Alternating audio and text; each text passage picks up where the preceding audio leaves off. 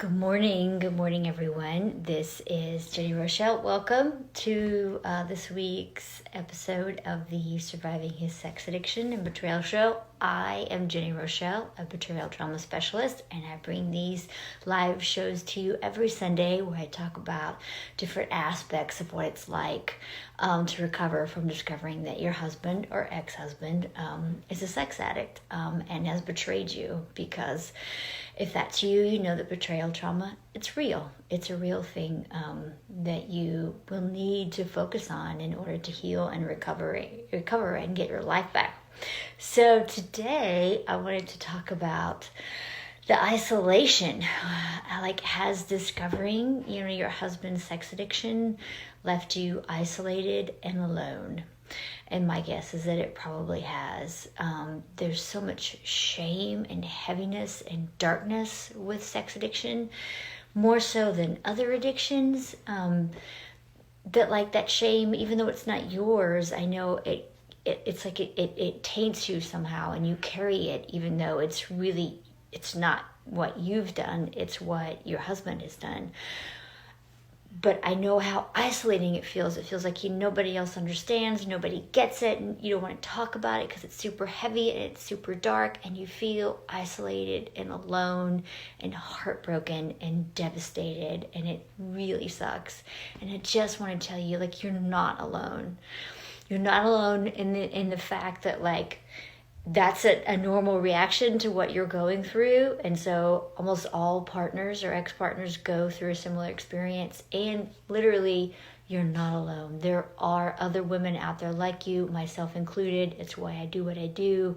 And you can find groups to work with and connect so that, you don't feel so alone and isolated.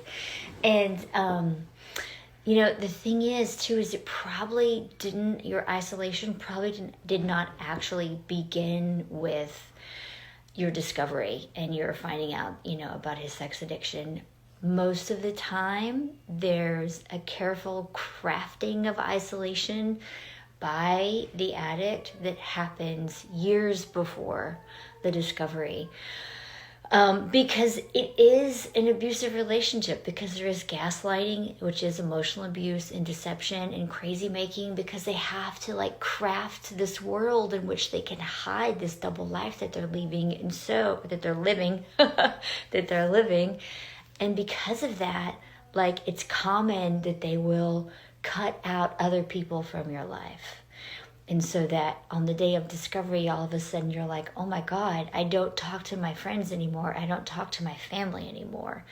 And then you feel even more alone because you've not been talking to them, and you don't feel like you can talk to anybody about it. I know that's not 100% true for everybody, but I think it's true for a lot of partners. And that's part of the emotional abuse that happens, where you're cut off from your support system. And then you're more dependent on him, right? So if that's happened to you, I just want you to know you're not alone, and there are lots of people out there to connect with. And it's funny. I wanted to share a little bit of a personal story this week. So just recently, I had sort of a blast from the past. I had an old friend reach out to me, who I haven't talked to in over a decade, and we had a big fight over a decade ago, and we stopped speaking, and it's really hard for me to talk about, because the big fight that we had was really about my ex-husband, who is a sex addict. And I can see now, he pushed me and gaslighted me into a situation where I felt like I had to choose between my friend, who had been my friend since I was 15 years old, and my husband. And we weren't even married at the time. We were dating, but I felt like I had to choose between the two of them. And from my own whatever trauma coping, I felt like I really didn't have a choice, and I chose my ex. And I lost my friendship over it, and I have had so much regret over that for years. And my friend just reached out to me this last week, and it breaks my heart. It's like another level of grief that I've experienced because I lost my friendship for so many years. And his letter was actually an apology because neither one of us handled it very well, but I owe him an amends. And I really want to come down on myself for the choices that I made, and I wish that I had made different choices back then, but I didn't. And I also know that I was doing the best that I could, and that I was involved in a relationship with this person who was gaslighting me and manipulating me and made me feel like choosing to stay in my friendship was crazy. That's pretty much what he said to me, and it wasn't crazy. The other thing was crazy, what I did choose, but it took me a while to figure that out. So I now am just trying to live with the grief of losing that friendship and trying to figure out what can go from here. And I don't know what's going to happen with him from here.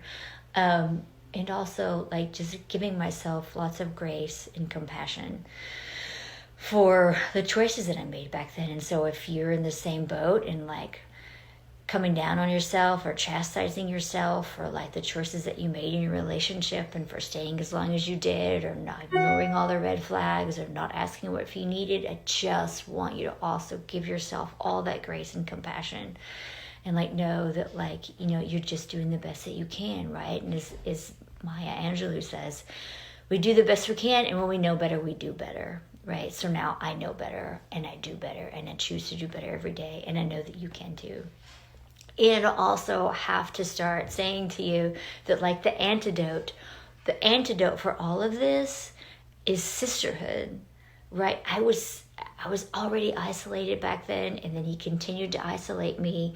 And then you can't see, once you're up to your eyeballs in the gaslighting, you cannot see it. You can't see it because that's how it works. You take it on, it becomes your belief system. And so you have to have other people around you who are in the same boat. So that's why group coaching is one of my greatest passions. Sisterhood, I would not have survived without my ladies group, and they are still my dearest friends today. We came from all different backgrounds and religions and political beliefs, and we have a thick that is stronger than a tie that is stronger than oak. Our bond will never be broken. And because there's nothing like being around another woman who gets it and who's been through what you've been through and can help you see the crazy making and spot it, so that then you learn to spot it in real time for your own self. So that's why I'm getting ready to kick off right now another 3-month group Two Hearts coaching program. I partnered with my former coach, my dear friend and colleague Sarah Morales. We are Two Hearts Coaching. You can check it out at twoheartscoaching.com, TWOHeartscoaching.com. Find out all the details. There's also a great podcast that talks about why group coaching is so important for the recovery of partners. You really, really need people who you can talk to uncensored. I know that right now you censor everything that you say. I know that you do, because you don't want to burden people and you don't want to wear people out, and you're looking at your contacts in your phone and you're like, who did I call last? I'm going to call somebody else this time because I'm afraid that I'm wearing out my friends and family. And here's the thing, it's really, really hard to bear all this grief for someone unless you've walked it. So that's why you need sisterhood. You need more support in your life, not forever, but for right now. And it is such a joy. Watching the women in group, right? And they say things like, I don't know how I would have survived without you. That's certainly how I felt. And now I hear other women saying it too. So if you are isolated and alone and devastated and feeling ashamed, you're not alone. And there are other women, there are ways to connect. twoheartscoaching.com, check it out. Message me directly if you're interested. We'll be kicking off a new 12-week program in mid-June. There we go. All right, that's all for today. I hope you have a great holiday weekend. And, hi, One Tap Therapy. Thanks for joining. We're just getting ready to sign off. But I hope you all have a great holiday weekend. twoheartscoaching.com. Sisterhood is the antidote. Sisterhood is the antidote for shame and isolation. All right? Love you all.